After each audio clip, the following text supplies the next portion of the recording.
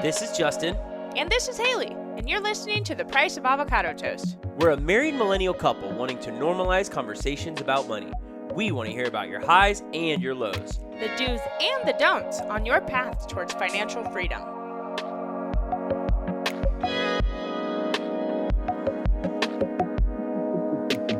Hi Toasties, welcome to The Price of Avocado Toast. Whether you're a first-time listener or you've been following us from the start of this thing, we're so glad to have this conversation with you today. Guess what? What's that? We've been married for 3 whole years. Oh my goodness, the best 3 years of my life. Okay, so in 3 years, we've had 2 babies. So in 4 years, are we going to have 3 babies? In 3 years, you have 2 babies. And 4. Oh my gosh, no. I'm just kidding. Yikes. I had to process that for a minute. I'm like, wait, what's the math? And then I'm like, wait a minute, no. Unacceptable. Not at all. I'm totally That's kidding. wild. Yeah, you guys, if you're listening to this on Wednesday, September 8th, then it is our 3-year wedding anniversary.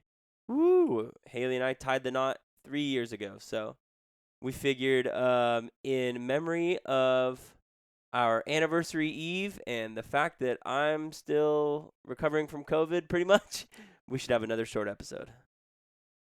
Yeah. And I wonder, will our kids ever listen back on our episodes? I think they will. I don't know. That'd be fun. I'd want to listen back on it if I was them. Be like, yeah, what were my mom and dad up to when I was 20 months old? I mean, it's all fun. Yeah.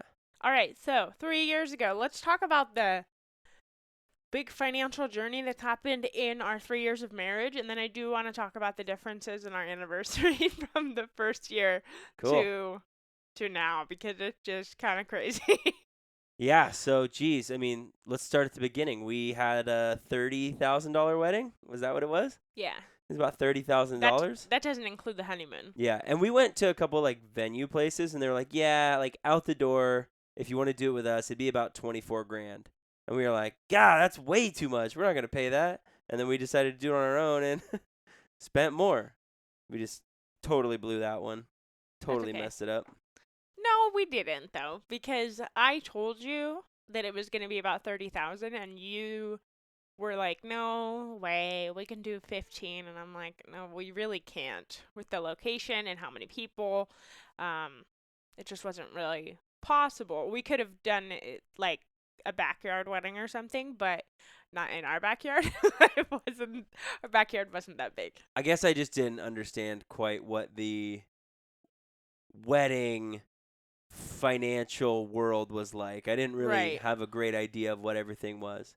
I think people don't really know what that's like until they get planning themselves, and then they're like, whoa, these numbers are freaking huge. Yeah, exactly. And then you get 3/4 of the way done, and you're like, well, we can't take that back, and we've already got a deposit here, so. Yep. But it was a good wedding. It was worth it. It was a blast. We've got nothing but great reviews about our wedding. And it was just tons of fun. So it was great fun. Money well spent. If you are interested more in weddings, we actually did an episode on weddings and how much weddings cost and how to plan for them, how to budget. That was episode 30 in season 1. It came out in late January of 2021. So if you're interested in going back in time, if you're relatively new here, we did a whole episode on that. And it was very informational for people who are planning their wedding, so that's a good one. I think it's always good having people kind of speak anecdotally about it and just giving you some ideas to think about. So yeah, but it was worth it. It was a great wedding. It was tons of fun. Money well spent. Of the money that we blew through, the $600,000 inheritance. Actually, I shouldn't call it an inheritance. Wrongful death suit. That was money well spent. But that was the last. That was the last little bit money. of it. Yeah. So then we started our marriage with relatively no debt, but we had a lot of money that we just went through, and we were so used to this hugely inflated lifestyle that we never adjusted that, and then we took a very quick spiral into a lot of debt. Yeah, because at this point, both you and I were in our master's programs. Mm-hmm. So we knew that there was going to be student loans down the pipeline that were going to cost us a lot of money. And I'm not even talking student loans, though. The credit cards were really what happened within that next, the first year of marriage was when we accumulated. It's $27,000 or so of credit card debt, more or less. Yeah. There's a lot in there in that number that's unaccounted for. So that's just from when I started tracking it. Mm-hmm. I'm sure the number was higher. Yeah. So within the first year of marriage, everything was great financially. It seemed we didn't really have any financial troubles, but we didn't really take much consideration into what we were doing. We continued to spend way more money than we had, and it felt okay because we were so used to doing that. And we literally didn't even process the fact that we were gradually it wasn't even gradual, it was quick, getting into so much debt. I think that's the point too, is like we weren't doing okay financially.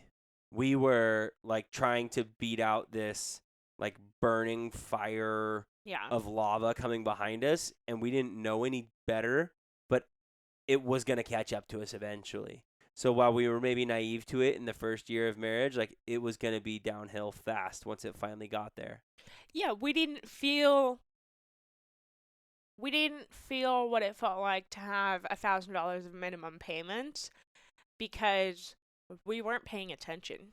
Yeah. And then once we started paying attention, it was like, oh my God, how did this happen so fast? And it was really bad. It just seemed to kind of take over. But we entered our marriage with poor money relationships, and that carried on for the first 2 years of marriage. Yeah.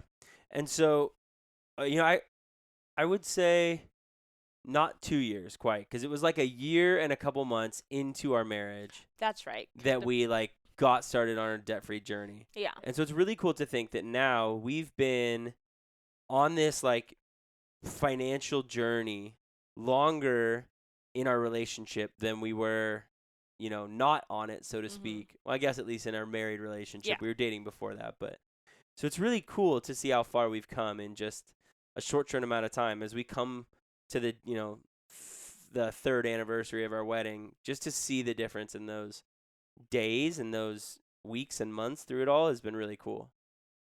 I'm coaching a couple people right now where they think it's like so far away to get out. And then when I look back on our journey, because I see a lot of us in these people, but I look back and I'm like, oh my God, it was only 2 years ago that we were in that situation. Mm-hmm. Like within 2 years, we went from having so much debt. It wasn't just the credit cards. There was credit cards, a timeshare, our house, our cars, student loans, everything, to being where we are right now, where we are virtually debt-free. We are debt-free except for our student loans that we're holding off on paying until next year. But it's just kind of crazy to think that happened over 2 years. Yeah. It's a huge transformation. Mm-hmm. And obviously it's not, it's not without some decent help and, a kickstart from being able to like sell vehicles that were paid off, or at least mine that was paid off, being able to sell a home that we had some equity in. Like we definitely had some easier moments throughout that. But like you and I talk about all the time, changing the habits is what's most important, because we could have done those things, but if we didn't change the habits, we'd just be right back into those issues a year or two later. So it's really nice to not only have changed our financial situation, but to change our habits and our mindset around money and how we want to live and how we want our future for our family to be. It's really cool to see how that's changed from the day we got married to our third anniversary. Mm-hmm. It's really exciting. Before we go and talk about the differences between our first anniversary and now, I do want to mention we were so firmly anti-credit card, like hardcore. And some of you people who are travel hackers will be happy to know that we are slowly stepping back into using credit cards responsibly.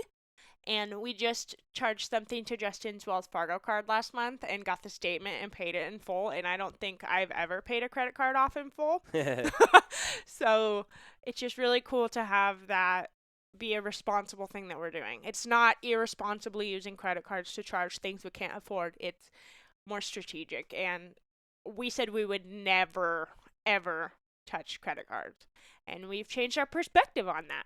We will never do what we did before, but I think it's through our whole podcast, we've said things and then we've changed our minds and then we've changed our minds again. And it's important to mention that because we are ever changing as we go on our journey.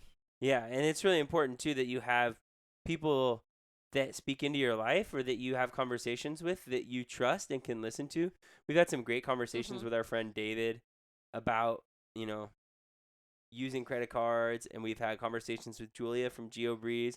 We've listened to our friends Mike and Maggie from Friends on Fire talk about what they do to, make it work in their favor. And so there are times when I was terrified of ever even spelling the word credit card again. Whereas now I'm like, okay, I have the money in the bank and we can do this in an appropriate and sensible way to make it so that we can enjoy some things without getting back into a ton of debt. No, we're going to do it. We're doing it. High five. Woo, we're doing it. All right, so our first wedding anniversary was a big shindig. Yeah, it was. We went on a vacation to Monterey, California, which is a very expensive destination in California. And I don't even know how much we spent on that trip. Me neither. But it was a lot. Yeah, it was. Way more than we originally planned. We thought we were budgeting. I made a post about this today on Instagram.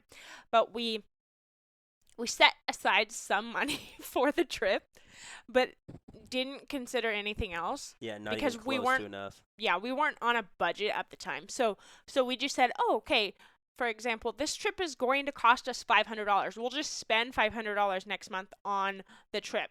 But we didn't take into consideration that was taking $500 away from other things. Yeah. We really didn't budget at all, but we thought we did. We really were like, yes, we got this money set aside, and then whatever X amount of dollars we had set aside, we went and spent probably 3 times that much. And by the time we got home, our anniversary is the 8th. We went the 7th and the 8th. We got home, and it's like a third of the way through September, and we were broke with a capital B. Yeah. Had no money.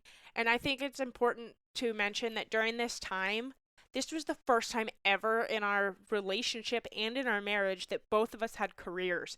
Between both of us teaching and your second job, we were making like $120,000. Yeah. And living paycheck to paycheck. We were broke. We had no money. By the end of that month, bills and groceries were getting put on credit cards, and we just had this like moment of we have no money. And I want you to tell the pumpkin muffin story because I think it should come from you. But we've told this before, and I think it's important that we keep telling the story because this was a huge turning point for us and our whole entire financial journey. Yeah, the pumpkin muffin story is an important story in our lives, and it's going to be one that we're going to remember, to our graves. I have a Post-it written right here on my computer, and it says the pumpkin muffin was a moment in time for us. It was the changing point. That was our pivot. Yeah, and I think it's really, it's a funny story looking back on it now, but in the situation, it was very real for us. So I came home, I think from work maybe, and I think you might have been on maternity leave at this point, maybe a couple weeks before. No, it was October. No, because this was October. So how come you were home before me? I don't know. Either way, maybe it was you came a home from weekend or football. something. Whatever. Yeah. Anyways, you're home, and I get home and I see that you had gone shopping at Costco, and in the hall you had also purchased like their pumpkin muffins from the bakery that they have there at Costco. Yeah, 2 for $7. Yeah, and I, for lack of better words, was pretty ticked. I'm not like a super mean dude. I don't really like yell a lot. I don't even remember what I said, but I know that I was super frustrated. And I was mad that you had purchased these pumpkin muffins because I didn't think that we had an extra $7 in our account to be spending on pumpkin muffins. And we had, just 2 years before that had, several $100,000 in our bank account. So it's to go from such highs to such lows was so difficult. And that was just a moment for us. Like, wait, why are we feeling like this? Why can we not even buy the groceries we want to purchase? You weren't even mad at me. You weren't even mad at the fact that I bought muffins. You were terrified because we didn't have an extra $7 to spend on an impulse purchase. We didn't have that money.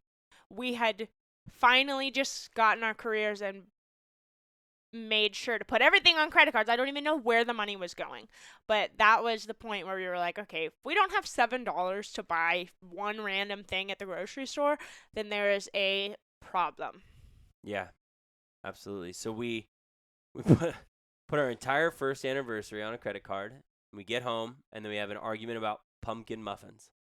And just it feels like before Calliope's coming in December, our world is not even close to what it's supposed to be. And it was a month later, just about, that we finally started like our financial journey and like getting out of this mess. Mm-hmm. And it's gotten us to where we are now. So Yep. yeah, the pumpkin muffin story will always be one that I remember. And yeah, it's a good thing to keep in mind, right? Like I think too, a lot of times when people act out in anger or something like that, deep down the true emotion that they're feeling is usually fear.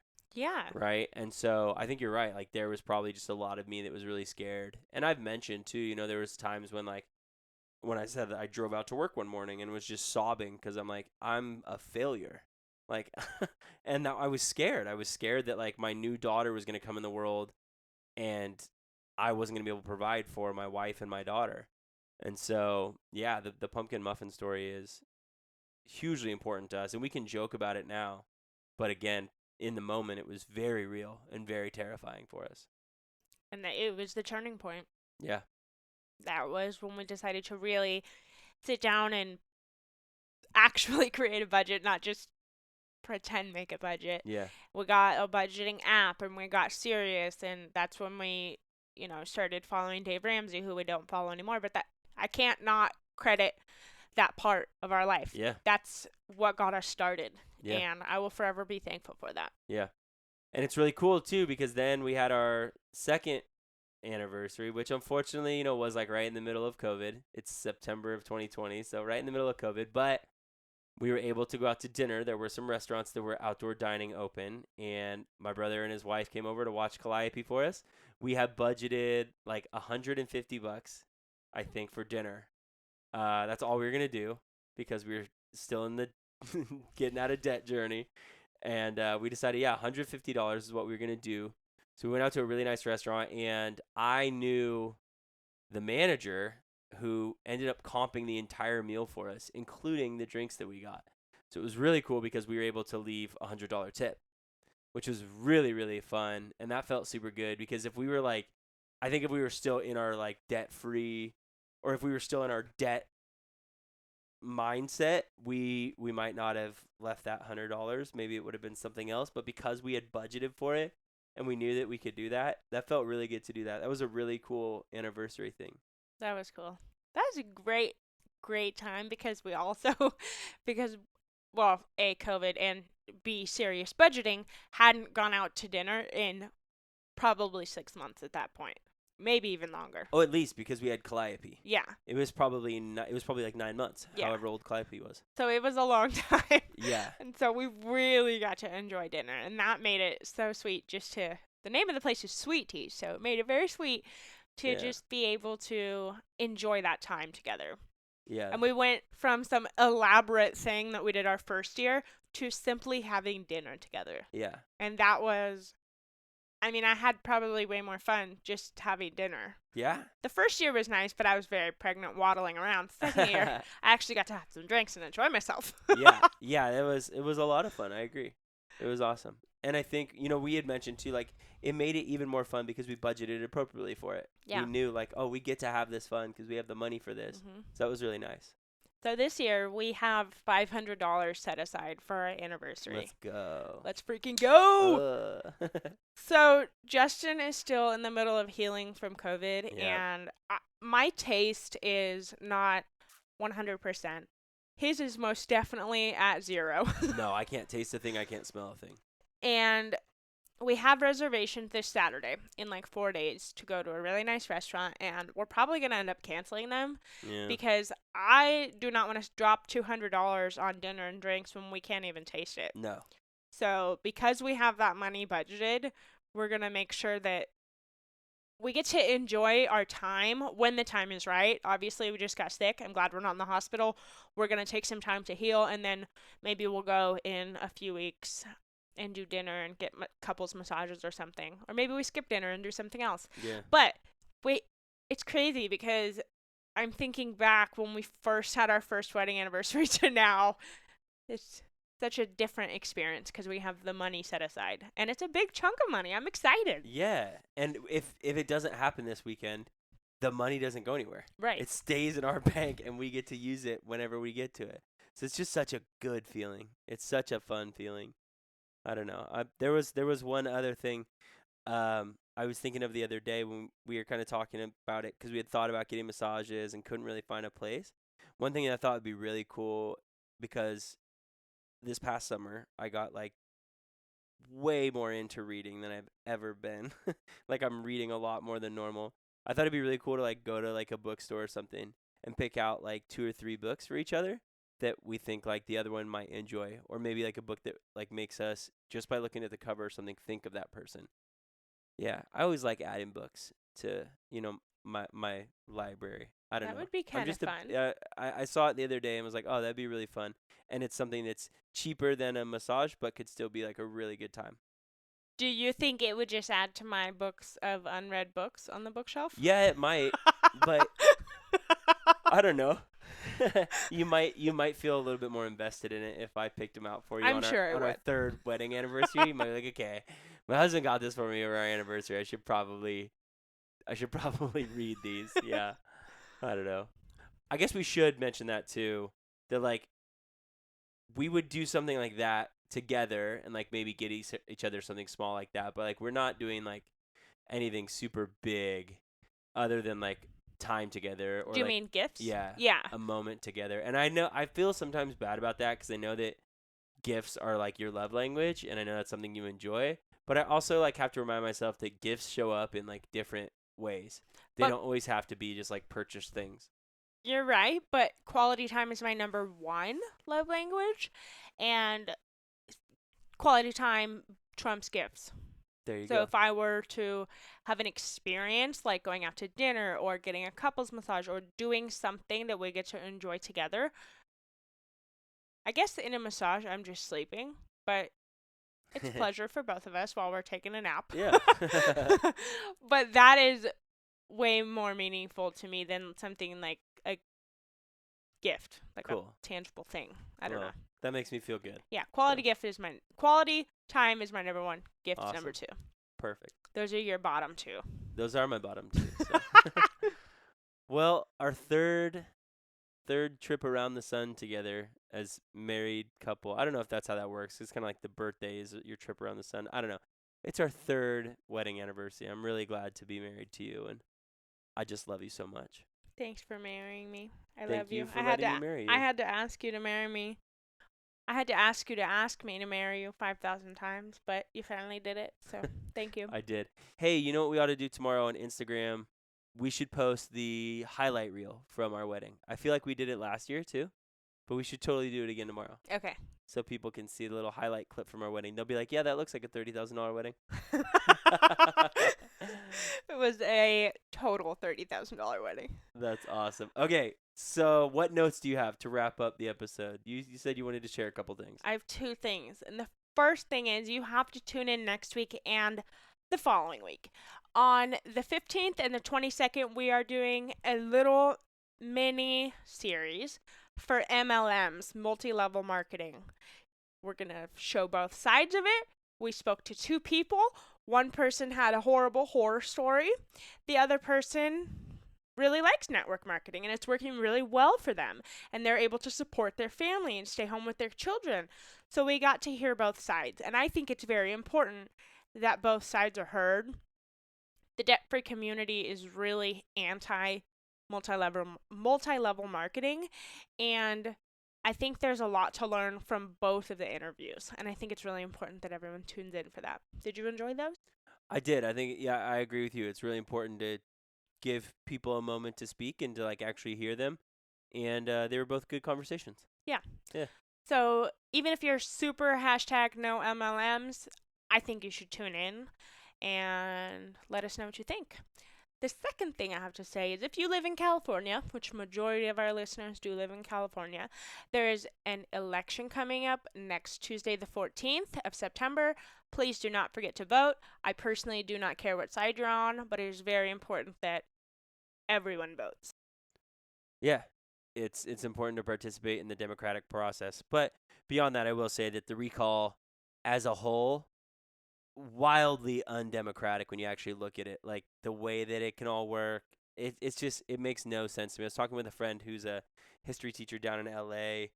and he's neither Democrat nor Republican, and he was like, I think Gavin Newsom probably should be recalled, but the recall process is super undemocratic. It doesn't really make any sense. Rather than just like have a candidate who runs against him and see who people choose. It's a very weird It's thing. If very, you're very not weird. aware of what's going on in California, there's an election to recall our governor, who is very disliked. I voted for him. I would probably not vote for him again. Most people probably feel that same way. But there's a recall happening to remove him from office early. There's another election next year, but to remove him an entire year early because people are very, very angry at him. Yeah. So we'll see what happens. But whatever happens, I hope it is because people come and vote, not because people didn't vote. So please vote. Yeah. Let your voice be heard. Yeah. Well, let your ballot be heard, I guess. I don't know. There you go. Whatever you say. Yeah. Everyone, we want to thank you again for giving us some grace as we're going through this COVID thing. It's been a little over 2 weeks now that our family's been dealing with this stuff, but we're on the mend and we'll be getting better soon. And we just really appreciate all of your well wishes and all of you reaching out and checking in on us. It makes us feel good. Yeah, thank you. Definitely.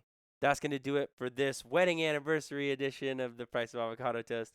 As always, I am so thankful to be Haley's husband, and I just love her so, so much. Happy budgeting. You've got this, Toasties.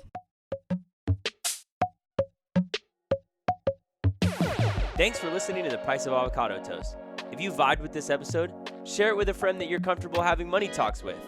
And if you don't mind, we'd love if you could rate, review, and subscribe wherever you listen to podcasts.